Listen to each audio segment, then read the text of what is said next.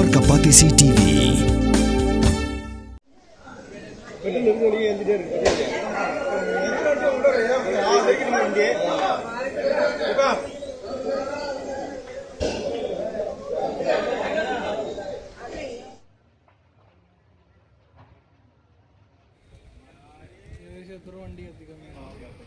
Palat aspak Tylli ki Thuk kila Ingkhong ha ka Jingpluh ding ka Bashir Khai ka balaja ha Tisur railway station ha Kerala.